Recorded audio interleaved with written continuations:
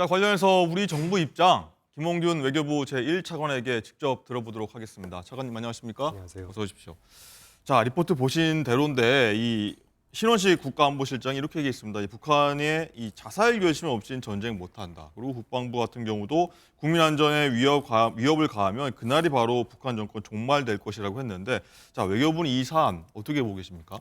네, 저 방금 리포트 보신 것처럼 북한이 이제 지난해 말에 적대적인 두 개 국가론을 내세운 이후에 예. 이제 우리에 대한 위협과 도발의 수위를 지금 높이고 있고요. 최근 들어와서 뭐 남측에서 무인기를 보내서 평양 상공에 세 차례나 그 전단을 살포했다 이런 주장까지 하고 있는데 네. 굉장히 심각하게 보고 있고요. 이제 대개 두 가지 정도의 목적이 있다고 지금 보고 있습니다. 네. 하나는 북한 내부적으로 이런 그 남북관계 긴장을 고조시킴으로 해서 북한 주민들에게 어떤 남측에 대한 적개심을 고취시키면서 내부 통제를 하려는 그런 목적이 보이고, 네. 왜냐하면 이제 노동신문인이 이렇게 북한 주민들이 다 볼 수 있는 것을 지금 대대적으로 보도를 하고 있거든요. 네. 또 하나는 남측에 대해서는 이제 이렇게 긴장을 고조시키기 위해서 불안감을 조성을 하고, 또 한편으로는 무슨 이렇게 진실 공방 같은 걸 통해서 남남 갈등을 부추기는 그런 의도가 있지 않나 싶습니다. 네. 우리로서는 이미 우리 국방부에서도 밝힌 것처럼 그 한미연합 방위태세를 확고하게 유지하는 가운데 북한의 어떠한 도발에도 강력하게 대응해 나갔던 그런 입장을 유지하겠고요. 또 미국 등 주요 국가들하고도 협의를 해서 북한의 도발에 대해서는 국제사회가 단합되고 그런 단호한 대응을 할 수 있도록 외교부로서 조치를 해나갈 생각입니다. 네, 어쨌든 이런 북한의 계속된 도발에 미국 국무부의 캠벨 부장관도 우려의 목소리를 냈고, 또 모레 마침 또 방한을 해서 모레 이제 한미일 3국 외교 차관 회의를 연다고 들었는데 어떤 내용들이 좀 논의가 될 예정입니까? 네, 그 한미일 3국 외교 차관 회의가 올해 5월 달에 워싱턴에서 있었습니다. 지금 예. 5개월 만에 다시 열리는 거고, 한 해에 이렇게 두 차례 하는 건 좀 이례적인데요. 이번에 그 삼국 외교차관 협의회에서는 이제 최근에 그런 북한 도발을 포함해서 한반도 문제를 포함한 그런 여러 가지 지역 글로벌 이슈에 대해서 삼국이 어떻게 공조할 것인지 이런 문제를 주로 협의를 하겠고요.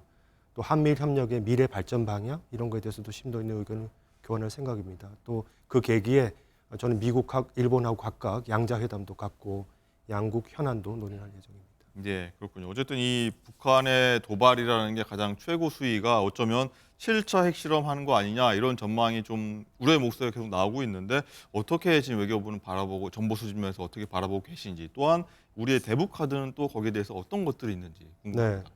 그 북한의 7차 핵실험 가능성이 이미 오래전부터 얘기되어 왔었고, 기술적으로는 다 준비가 완료됐다는 게 우리를 포함해서 미국 등 주요 국가들의 평가입니다. 이제 언제 하느냐의 문제인데, 예. 미국 대선 전에 할 것이라는 그런 평가도 있고 대선 후에 할 것이라는 평가도 있지만, 제가 보기에는 북한이 전략적으로 가장 유리하다고 생각하는 그런 시점에 7차 핵실험을 단행할 가능성이 있고요. 그때가 이제 대선 전일 가능성이 그거로서 좀더 이제 있어 제가 이제 뭐 미리 판단을 이제 미리 하지는 않겠고, 예. 이제 면밀하게 살펴보겠지만은 이제 그거에 대해서 우리는 그 북한이 그런 7차 핵실험 같은 주요 도발을 할 경우에 유엔 안보리 조치를 포함해서 아주 단호하고 단합된 그런 대응이 이루어지도록 지금 사전에 미국 등 주요 국가들하고 협의를 하고 있습니다. 만약에 안보리 조치가 안 되는 경우에는 우리를 포함해서 유사 입장국들의 그런 독자 제재를 서로 연계해가지고 효과를 발휘할 수 있는 그런 방안도 지금 검토하고 있습니다. 그렇군요. 어쨌든 미국 대선 얘기 나온 김에 이 트럼프 후보 같은 경우에는 이 당선이 된다고 하면은 국제사회에서 여러모로 좀 우려의 목소리, 리스크가 좀 있을 것이다라는 전망들이 나오고 있는데, 거기에 따라 우리 상황도 급변할 것이고요. 어떻게 이 전망을 하고 있는지 정부는 궁금합니다. 미국 대통령 선거가 이제 3주 조금 더 남았는데요. 현재로서는 아주 뭐 박빙의 선거가 되기 때문에 저희로서는 뭐 결과를 예단하지 않고 모든 경우를 상정해서 지금 준비를 하고 있습니다. 그동안 이제 뭐 해리스, 트럼프 양쪽 진영 인사들 저희가 많이 접촉을 했는데, 예. 트럼프 진영 인사들에 대해서는 이제 한미 동맹의 중요성에 대해서 많이 강조를 했습니다. 한미 동맹이 이제 단순한 군사 경제 동맹을 넘어서서 이제는 뭐 경제 안보, 첨단 과학 기술, 우주, 글로벌 이슈 이런 데서 아주 포괄적인 그런 글로벌 전략적 동맹이다라는 걸 저희가 많이 설명을 했고, 뭐 방위비 협상 같은 경우 어떻게 해결이 된 상황이고요. 그것도 이제 저희가 협정을 마련을 하게 예. 되겠고요. 그래서 이런 측면에서 많이 이해도를 높였다고 생각을 하고, 하지만 이제 마지막까지 뭐 저희 본부 또 제휴공간 또 재계나 학계하고도 잘 유기적으로 연결해서 네. 상황을 계속 모니터링하고 미국 대선 이후까지도 대비해서 준비를 잘 해나가도록 하겠습니다. 예.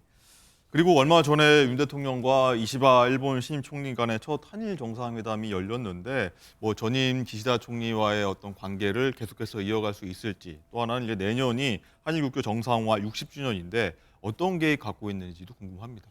네, 이시바 총리가 10월 1일 취임을 하고 예. 바로 다음 날 저희 통화를 하셨고요, 두 분이.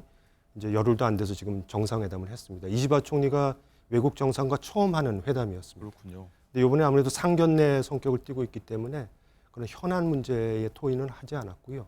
대신에 그동안의 한일 관계 발전에 대해서 서로 평가를 하면서 말씀하신 것처럼 내년 그 국교 정상 60주년을 맞아서 내년이 어떤 한일 관계의 어떤 역사적인 이정표가 될 수 있도록 양국이 어떻게 노력할 것인지에 대해서 많이 협의를 했습니다.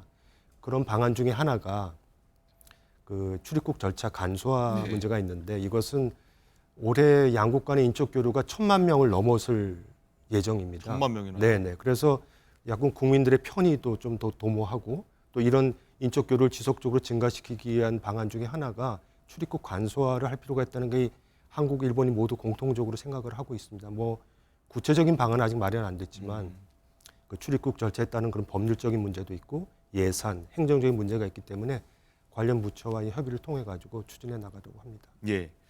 자, 얘기도 해보겠습니다. 우리 대통령의 13년 만에 필리핀 국빈 방문이 있었고, 이번 부분에 가장 큰 성과가 또 무엇인지도 궁금하고, 또 필리핀과 실질 협력 관련 MOU 등 7건 협력 문서가 체결되지 않습니까?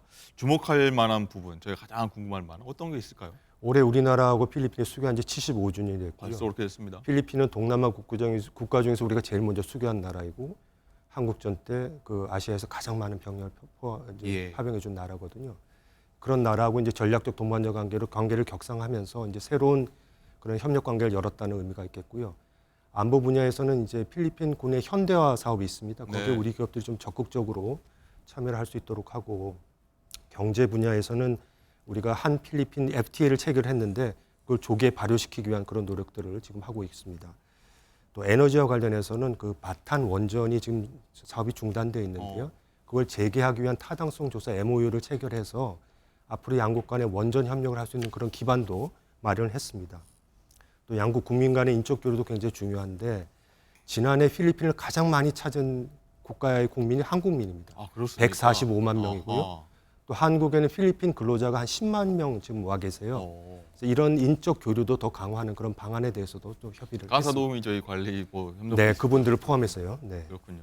또 이 얘기도 있습니다. 이 우리 대통령의 6년 만에 싱가포르 국빈 방문도 있었고, 내년이면 또 수교 50주년이라고 하더라고요. 어떤 좀 비전 계획이 있는지 궁금합니다. 맞습니다. 내년 수교 50주년을 맞아서 그 한국과 싱가포르 관계도 전략적 동반자 관계로 격상하기로 했습니다. 예. 그래서 전략적 공조를 더 강화하고, 특히 이제 그 미래 발전의 원동력이 될 수 있는 AI 같은 첨단 기술, 또 스타트업 분야의 협력을 강화하기 위해서 이제 MOU를 체결했고요. 네. 그다음에 이제 전략물자 공급망이라든지 에너지 협력도 강화를 하기로 해서 그 공급망 파트너십 약정을 체결을 했고요. 또 한국이 세계에서 LNG 수입 3위 국가인데 싱가포르는 그 글로벌 LNG 교역의 허브입니다. 그래서 이런 측면에서 양국이 또 협력할 수 있다고 보고 LNG 수급 협력 MOU 같은 것도 체결을 했습니다. 그렇군요. 많은 성과를 내신 것 같은데, 자, 마지막으로 이 올해 한 아시안 대화 관계 수립 35주년 맞았고요. 거기에 따라 이제 좀 전략자 관계 많은 분들이 좀 관심 가질 것 같은데, 어떤 협력 분야가 예정돼 있는지도 궁금합니다. 네, 그 말씀하신 것처럼 올해가 한하고 아세안 그 35주년이군, 대화 상대국을 한지 그 35년 동안에 뭐 한국과 아세안 간의 교역이 뭐 23배, 투자는 80배, 그다음에 인적 교류는 37배 이상 증가했다고 해요. 네. 그래서 이번에 포괄적 전략 동반자 관계를 수립함으로 해서 아세안과 그 대화 동반자 국가 중에 가장 높은 수준의 그런 관계를 정립을 했고요. 앞으로 한 3가지 분야의 이제 협력을 이제 추진하고자 어떤 것도 하는데, 있을까요? 이제 첫 번째는 미래 지향적인 그런 분야입니다. 그러니까 뭐 AI, 디지털, 사이버 안보 분야에서 앞으로 한 5년 동안 3천만 불을 투입을 해서 한국하고 아세안 간의 디지털 혁신 플래그십 사업을 통해서 아세안의 AI 역량을 강화하고 인적인 그런 역량을 강화하는 사업을 하겠고요. 두 번째 이제 환경 분야인데, 이것도 앞으로 3년간 한 1,900만 불을 투입해서 아세안의 메탄 가스를 감축하는 그런 그 협력 사업도 지금 해나갈 예정입니다. 네. 마지막으로는 이제 미래 세대에 대한 투자가 중요한데, 5년 동안에 한 한 4만 명의 아세안 미래 인재를 양성하는 그런 계획을 세워놨고 또 이공계 그 첨단 분야의 인재 육성을 위해서도 협력을 해나갈 예정입니다. 네, 국제 정세도 굉장히 긴박해 들어가는데 우리 국제사회에서 우리 사회가 또 어떻게 좀 얻을 수 있는지 한번 계속 저희도 한번 주의 깊게 보도록 하겠습니다. 네. 오늘 말씀 고맙습니다. 감사합니다. 고맙습니다.